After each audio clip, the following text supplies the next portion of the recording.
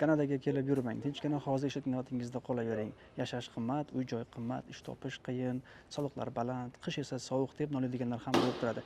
Keling siz bilan birgalikda Kanadaning nafaqat plyus taraflarini, balkim minus taraflarini ham ko'rib chiqamiz. Kanadani ideal davlat deb tasvirlashga o'rganib qolganmiz, vaholanki unda ham o'zgarishlar kamchilik yetarli. Masalan, oxirgi yillarda juda ko'p chet elliklar kelishi ortidan tibbiyot sohasida muammolar paydo bo'ldi. Ya'ni tibbiy xizmatdan foydalanishda yuzaga kelayotgan navbatlar, shifokorlar yetishmasligi ulardan biridir. Nega? Chunki Kanada hududida tibbiyot bepul va arzimagan kichik tibbiy muammo uchun ham aholi shifoxonaga yugurib borishga odatlangan. Bu esa tibbiyotda o'ziga yarasha bosimni yuzaga keltirdi. Bundan tashqari, uy-joy qurilish soni yangi kelayotganlar soniga yetib olmay qolishi ortidan uy-joy narxlari oshib ketdi. Ya'ni ijarasi ham, uy sotib olish narxi ham sezilarli ravishda ko'tarildi so'nggi yilda keldi. To'g'ri, hozir chet eldan kelayotganlar soni cheklanishi ortidan bu masala biroz yumshamoqda va narxlar ham pasaya boshlagan. Yana o'sha yangi kelganlar soni nihoyatda oshib ketgani oqibatida ish o'rinlari soni ham ancha kamaydi va ish topishda o'ziga xos raqobat kuchayib ketdi. Natijada ishsizlik darajasi ortdi, lekin baribir ishsizlik miqdori dunyo bo'yicha past davlatlar qatorida qolmoqda. Shuningdek, yashash narxlarining oshishi ham oxirgi 2-3 yil ichida eng ko'p muhokama qilinadigan masala bo'lib turibdi. Bunga asosiy sabab esa butun dunyo bo'yicha kuzatilayotgan iqtisodiy muammolar va savdo munosabatlaridagi to'siqlar deb aytilmoqda. Ba'zilar Kanadada soliqlar bilan deb nolib qolishadi. Ha, soliqlar past emas. Chunki ko'plab ijtimoiy xizmatlar va davlat yordami